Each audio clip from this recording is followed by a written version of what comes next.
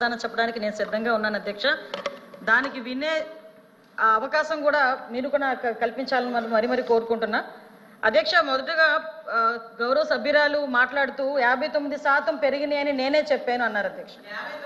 అమ్మ ఒక నిమిషం అమ్మ, ఇప్పుడు నేను మాట్లాడుతున్నాను కదా, మీరు చెప్పినవన్నీ నేను చాలా క్లియర్గా విన్నాను. ఇది చాలా సెన్సిటివ్ ఇష్యూ, ప్రజలకు తెలియాల్సిన అవసరం కూడా ఉంది. విషయం ఏంటంటే నేను 59% పెరిగింది, 59 కేసెస్ పర్ డే 59 కేసెస్ వచ్చినాయని నేను మంత్రిగా చెప్పారని చెప్పారు. అది 2023 జూన్ నుంచి అక్టోబర్ వరకు అని చాలా క్లియర్గా సభ ముందు ఇందాక నేను ఉంచడం జరిగింది. విషయం సమాధానం వినేటప్పుడు కూడా దయచేసి సభ్యులు కూడా చాలా క్లియర్గా వినాల్సిందిగా నేను కోరుకుంటున్నా. ఇది జూన్ నుంచి అక్టోబర్ వరకు పర్ డే 59 కేసెస్, అదేవిధంగా 8,855 కేసులు అప్పుడు నమోదైనాయి. కానీ 2024 వచ్చేసరికి జూన్ నుంచి అక్టోబర్ చూసుకుంటే 7,234, దగ్గర 18% తగ్గించాము. కాబట్టి గణనీయంగా పెరుగుదల లేదు అని చెప్పి సమాధానం చెప్పడానికి ఉదాహరణగా రెండు చెప్పడం జరిగింది అధ్యక్ష. ఇది మాట్లాడాం. నెక్స్ట్ ఇంకోటి అధ్యక్ష, ఇప్పుడు ముచ్చుమర్రి కేసు గురించి అదేవిధంగా మళ్ళా ఏదో కొరికారు చంపారు అని చెప్పి నగరి కాన్షియన్స్, నేనేమంటానంటే అధ్యక్ష, 3.5 సంవత్సరాల ఆడబిడ్డ చనిపోవడమే దౌర్భాగ్యం. దాంట్లోని ఎవరైనా రేప్ చేసి చచ్చిపోవడం అన్నది ఇంకొంచెం ఆ తల్లిదండ్రులకి కడుపు కోత.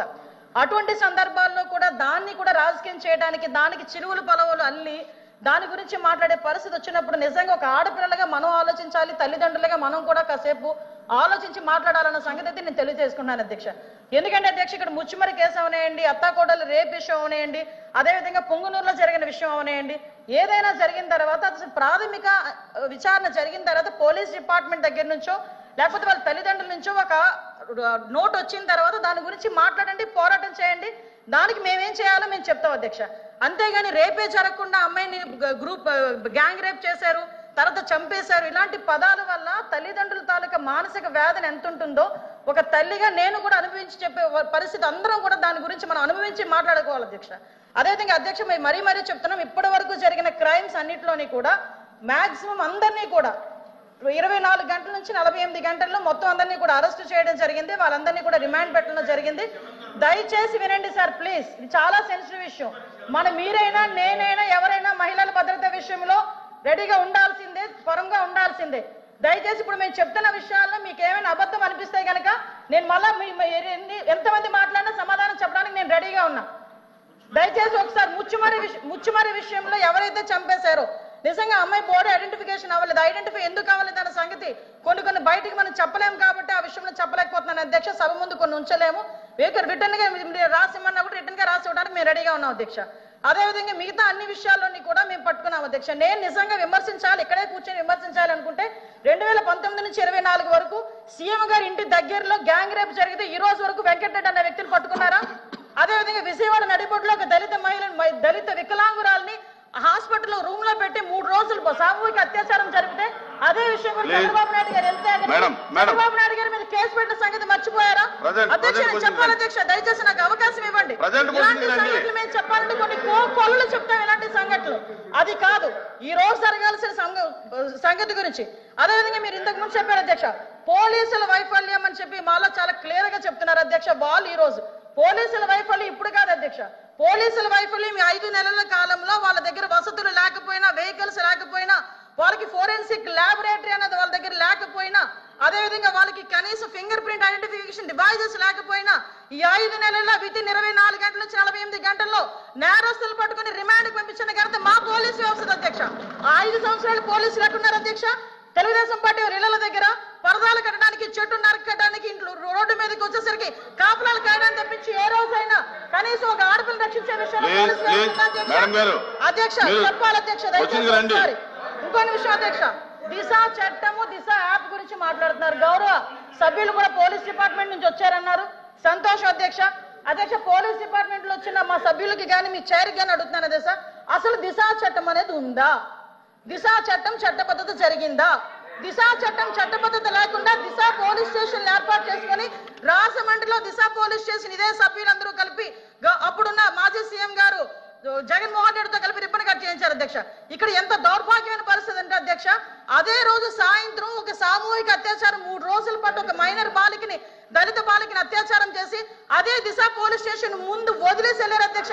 పోలీసులకి ఛాలెంజ్ చేశారు అధ్యక్ష. ఒక రేపులు చేసే వ్యక్తి ఆ రోజు ఏం జరిగింది అధ్యక్ష? కానీ తర్వాత దిశ చట్టం పక్కన పెట్టి దిశ యాప్ అని చెప్పి తీసుకొచ్చారు. అధ్యక్ష, దిశ యాప్ అనేది ఇంతకు ముందు తెలుగుదేశం పార్టీ గవర్నమెంట్ లో 4th లైన్ అని చెప్పి ఒక యాప్ ఉండేది అధ్యక్ష. దాన్ని కన్వర్ట్ చేసి దిశ యాప్ అని పెట్టారు.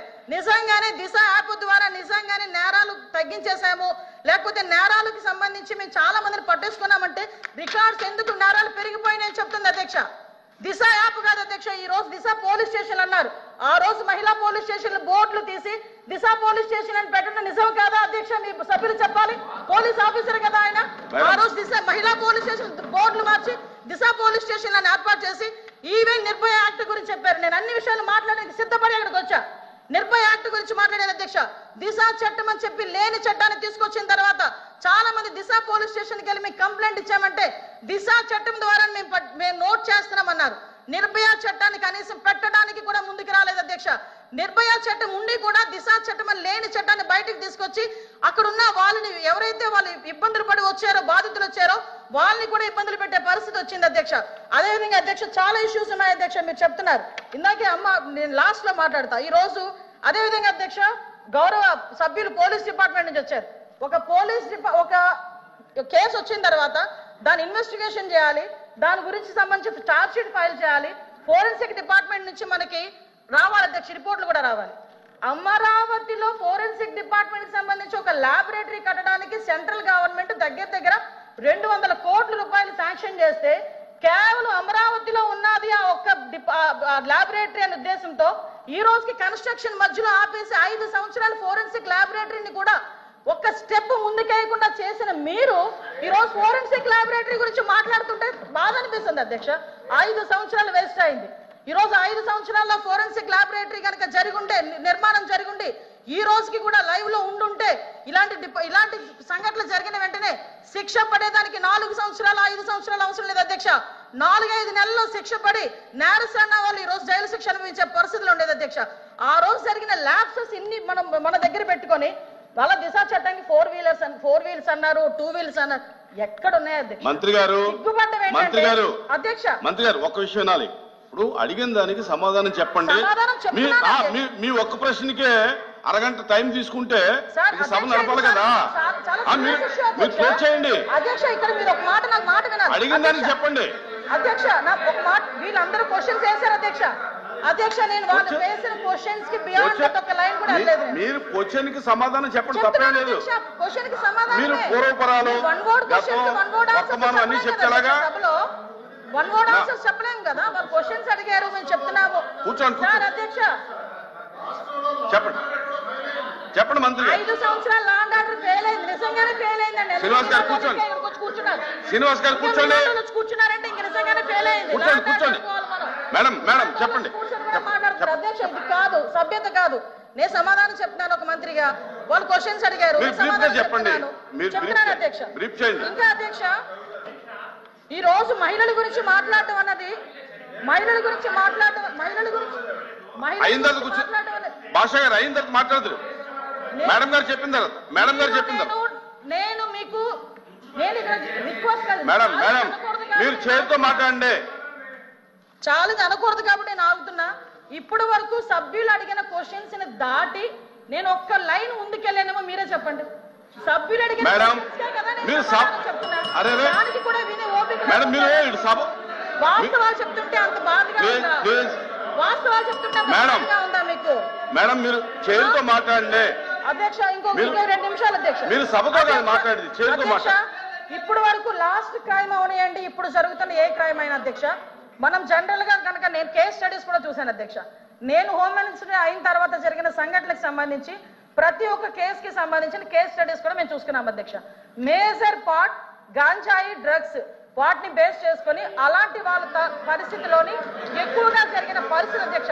5 సంవత్సరాలు గాంజాయి మీద ఒక్క రివ్యూ చేశాడు అధ్యక్ష మాజీ ముఖ్యమంత్రి జగన్మోహన్ రెడ్డి. గాంజాయి మీద ఒక్క రివ్యూ అధ్యక్ష.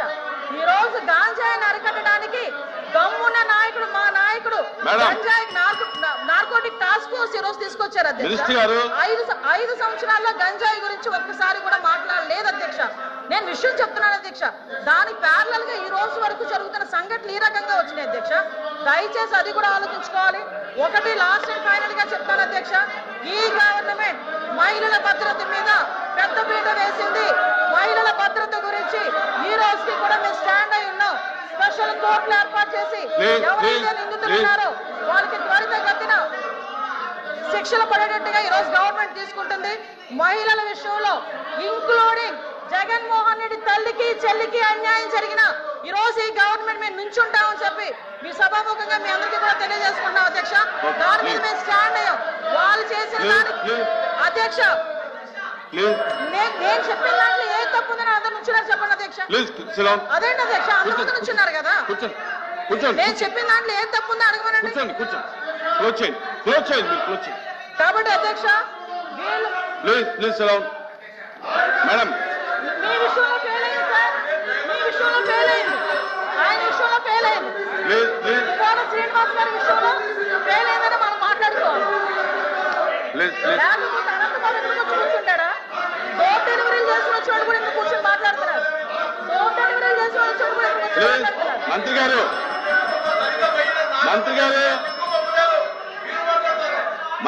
డెలివరీలు చేసిన చాలా తిరుపతి సార్ రైలు చేసిన మాట్లాడతారు.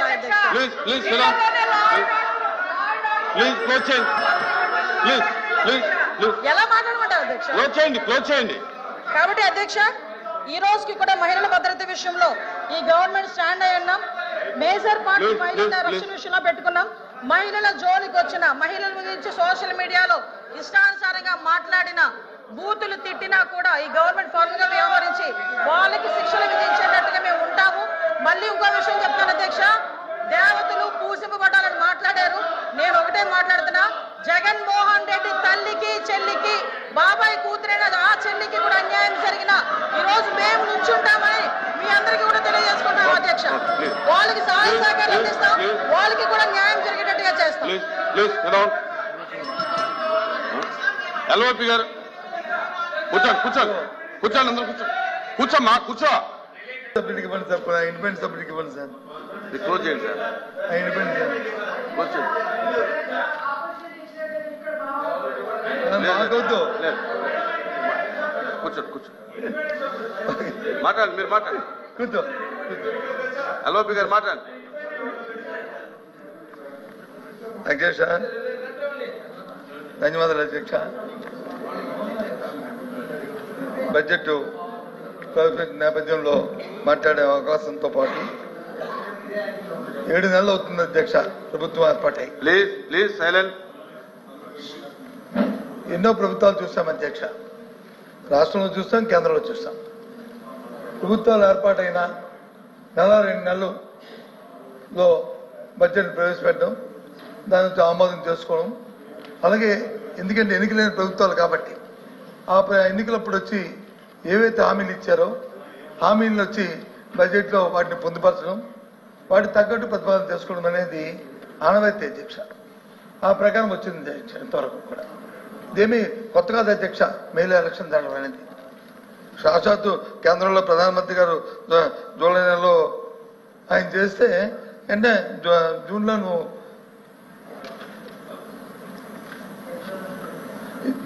ఎన్నికలు జరిగితే జూలై నెలలో బడ్జెట్ పెట్టారు అధ్యక్ష. అలాగే అంతకుముందు జగన్మోహన్ రెడ్డి గారు వచ్చి మే నెలలో వచ్చి ఎన్నికలు జరిగితే జూలై నెలలో బడ్జెట్ పెట్టారు అధ్యక్ష. కానీ నాలుగు నెలలు సుమారు దగ్గర 5 నెలలు సమయం తీసుకున్నారు. సరే తీసుకున్నారు. పోనీ ఏదో ప్రజలకి ఇంత వాగ్దానం ఇచ్చారు, సూపర్ 6 అన్నారు, లేకపోతే కరెంట్ ఛార్జీలు పెంచమన్నారు, లేకపోతే ఇంకో కార్యక్రమం అన్నారు. ఇవన్నీ పెడతారు కదా, బడ్జెట్ ప్రతిపాదిస్తారు కదా అనుకున్నాం అధ్యక్ష. కానీ తీరా మరి చూస్తే ఏమీ లేదు చంద్రం. దాన్ని మరి మోసపూరితమైన బడ్జెట్ అనాలా, లేదా మభ్యపెడుతున్న బడ్జెట్ అనాలా, ఏమనాలనేది మరి మీ ద్వారా ప్రభుత్వాన్ని ప్రశ్నిస్తాను అధ్యక్ష. ఎందుకంటే బడ్జెట్లో స్పెసిఫిక్ గా ఉంటుంది అధ్యక్ష. నేను కూడా దీంట్లో 3 సార్లు మంత్రిగా చేస్తాను అధ్యక్ష. ఇండికేషన్ ఇస్తాం. కొన్ని ఈ సంవత్సరం లేదు, వచ్చే సంవత్సరం ఇస్తాం, దాని పై వచ్చే సంవత్సరం ఇస్తాం అనేది ఎక్కడో ఇండికేషన్ చూపెడతాం. కనీసం ఈ బడ్జెట్లో ఇండికేషన్ లేవు అధ్యక్ష. కాదు కదా పైపెచ్చు గత ప్రభుత్వం వచ్చి కొన్ని లక్షల కోట్లు వచ్చి అప్పు చేసింది. 14 కోట్లు 10 లక్షల కోట్లు 14 లక్షల కోట్లు అన్నారు అధ్యక్ష. ఎందుకు ఇవన్నింటినీ కూడా మరుగుపెట్టి మబ్బు పెట్టి దాన్ని సమయం తీసుకుని లేదు ప్రజలు వచ్చి మళ్ళీ మబ్బు పెట్టి మోసం చేయడానికి ఆ ప్రయత్నం అనిపిస్తుంది అధ్యక్ష. ఎందుకంటే ఒకసారి 14, ఒకసారి 10, ఒకసారి 9 అలాగే నిన్నటికి వచ్చి అయితే మరి ముఖ్యమంత్రి గారు ఇంకో సభలో మాట్లాడుతామని నేను పత్రికలో చూశాను, అధ్యక్ష టీవీలో చూశాను. 9 లక్షల అండ్ సంథింగ్ కి ఆయన వచ్చి ఫైనల్ గా కంక్లూజన్ ఇదని చెప్పి వచ్చారు అధ్యక్ష. మరి మా తాలూకా మా ఆర్థిక మంత్రి గారు అయితే పెట్టిన దాంట్లో వచ్చి అది లేదు అధ్యక్ష. 6 లక్షల చిరుక్కి ఆయన వచ్చి బడ్జెట్ లో ఆయన చూపెట్టారు అధ్యక్ష ఈ పుస్తకంలో. మరి సీనియర్ గా ఉన్న సీనియర్ సభ్యులు వచ్చి ఆ పక్కన యనమల రామకృష్ణ గారు మరి వారు లేరు అధ్యక్ష, ఇప్పుడు బయట ఎక్కడ ఉన్నారు, వారు వచ్చి మాట్లాడినప్పుడు ఏకంగా ఆయన అయితే ఇంకా సభని మిస్లీడ్ చేసే తప్పుదా పట్టించే రకంగా ఆయన ఉపన్యాసం ఇచ్చారు అధ్యక్ష. ఆయన చెప్తారు అధ్యక్ష, వెయిట్స్ అండ్ మీట్స్ అంటారు, లేదా పబ్లిక్ బారోయింగ్ లో వచ్చి లోన్స్ తీసుకొచ్చారంటారు, ఇవన్నీ కలిస్తే 2 లక్షలు అయిందంటారు. ఇదని నేను మరి ఆయన చెప్పిందే కరెక్ట్ అయితే మరి ఈ బడ్జెట్ ప్రవేశపెట్టిన ఆర్థిక మంత్రి గారు తప్పు కదా అధ్యక్ష. ఆయనది రైట్ అయితే ఓకే, ఆయన సీనియర్ మంత్రి సీనియర్ ఆర్థిక మంత్రి చేశారు, స్పీకర్ గారు చేశారు, అలాగే చేశారు, ఓకే అధ్యక్ష. ఆయన నో ఆయన సభలో మాట్లాడారు. నేను కాదు సభలో సారీ బయట మాట్లాడింది ఏది మాట్లాడలేదు బయట మాట్లాడలేదు సభలో మాట్లాడేది. అందుకే ఆయన లేరని చెప్పాను అందుకే ఆయన చెప్పారు అధ్యక్ష. మరి ఆయన చెప్పింది అయితే మరి మా మంత్రి గారు కేశవ్ గారు గౌరవ సభ్యులు ఆయన మంత్రి గారు చెప్పింది మిస్డ్ కదా అధ్యక్ష. ఏది మనం కన్ఫర్మ్ చేద్దాం, ఈ బడ్జెట్ బుక్తో మనం మాట్లాడుకుందామా, లేదు సభలో మాట్లాడిన మాజీ ఆర్థిక మంత్రి గారు మాట్లాడింది దాన్ని మనం తీసుకుందాం, అది తప్పు కదా అధ్యక్ష. బారోయింగ్స్ అనేవి ఓపెన్ మార్కెట్ బారోయింగ్స్ అనేవి మన జీవితంలో కానీ లేదా ఒక ఫర్మ్లో కానీ ఇది కానీ ఏదైతే షార్ట్ టర్మ్ లోన్ తీసుకొస్తామో ఆ లోన్స్ నుంచి మనం తీర్చుకుంటాం అధ్యక్ష. ఏదైతే 31వ తారీఖు నాడు మార్చి నెలలో ఏది ప్రభుత్వం వచ్చి ప్రకటిస్తుందో అదే రాష్ట్రం తాలూకా అప్పు, రాష్ట్రం తాలూకా ఆదాయము, రాష్ట్రం తాలూకా అధ్యక్ష 24 సంవత్సరంలో ఏదైతే పెట్టారో అది ఓకే అధ్యక్ష. దాని ప్రకారం మన ఆర్థిక మంత్రి గారు వచ్చి ఈ పుస్తకం ఇచ్చారు అధ్యక్ష. దాని ప్రకారం మనం చూసుకుంటే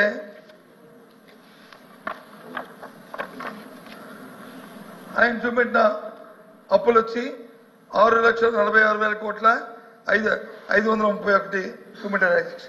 ఏది ఇది 6,40,000 ఇంక్లూడింగ్ ఏదైతే కార్పొరేషన్ గవర్నమెంట్ గ్యారంటీ ఇచ్చిందో కార్పొరేషన్ అప్పుతో కలిపి చూపెట్టారు అధ్యక్ష.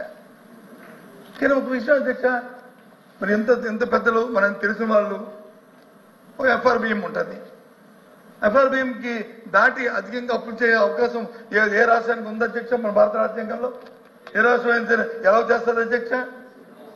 చేతి కదా అధ్యక్ష, మనకు తెలుసు కదా అధ్యక్ష. గత ప్రభుత్వంలో ఉన్న అప్పుల్లో మాకున్న ఏదైతే ఉందో 86% మాత్రమే ఎక్కడ ఎఫ్ఆర్బిఎం క్రాస్ చేయాలి అధ్యక్ష. ఏదైనా ఒక నిమిషం క్రాస్ చేసే పరిస్థితి వచ్చిన తన వెంటనే బారోయింగ్ పబ్లిక్ మార్కెట్ లో బారోయింగ్ చేసి ఓపెన్ అంటే దాన్ని మళ్ళీ స్ట్రీమ్లైజ్ చేసుకుని మళ్ళీ లైన్లోకి వచ్చాము అధ్యక్ష. అది వాస్తవం అది. అంతేగాని ప్రభుత్వం మీద వచ్చి మనం బురద చల్లాలి అది చేయాలి అనేది కాదు కదా అధ్యక్ష. నేను అడుగుతుంది సూటిగా, మీ ద్వారా ఆర్థిక మంత్రి గారిని సభలో ఉన్నారు కాబట్టి అడుగుతుంది. మీరు సూపర్ సిక్స్ ఇచ్చారు, సూపర్ సిక్స్ సంబంధించి కేటాయింపుల్ని ఈ బడ్జెట్ లో ఎక్కడెక్కడ పెట్టారు? మీరు ఇచ్చిన 6 అంశాలని దయచేసి క్లీన్గా ఒక్కొక్కటిగా చెప్పండి. ఏ పేజీలో చూసుకుంటాం, ఇప్పుడు చూసుకోకపోతే. నేను రోజు ఒక డిస్కషన్ జరిగింది అధ్యక్ష. మంత్రి గారు దయచేసి సభలో ఉండడం చాలా సంతోషం అధ్యక్ష. పౌర సభలో మంత్రి గారు 1,54,00,000 వారి నోటితోనే వారు ప్రకటించారు అధ్యక్ష. 1,54,00,000 మరి సిలిండర్కి ఎంత సబ్సిడీ అనేది కూడా వారి నోటితోనే చెప్పారు అధ్యక్ష. 840,000 రూపాయలు ఎంతో అని చెప్పారు అధ్యక్ష. దాని ప్రకారం 1,54,00,000 రూపాయలకి అయితే 800 రూపాయలు అయితే ఎంత డబ్బు కావాలి అధ్యక్ష? చెప్పండి అధ్యక్ష. 3 సిలిండర్కి అయితే ఎంత కావాలి? కానీ మరి సభలోనే చెప్పారు సంవత్సరానికి 3 సిలిండర్లు, 4 నెలలకి 1 సిలిండర్ చెప్పారు. ఓకే ఫైన్, కాదనలేదు ఫైన్. ఒక సిలిండర్కి 1,54,00,000 ఒక సిలిండర్కి అయితే ఎంత అవుతుంది చెప్పండి అధ్యక్ష? సరే 1200 కోట్ల దగ్గర కావాలి ఒక సిలిండర్కి అయితే. కానీ ప్రభుత్వం చెన్నాలైంది మే నెల నుంచి డిసెంబర్ వరకు, అంటే వచ్చి ఏప్రిల్ వరకు, అంటే సుమారు 10 నెలల కాలం మాట్లాడండి సార్.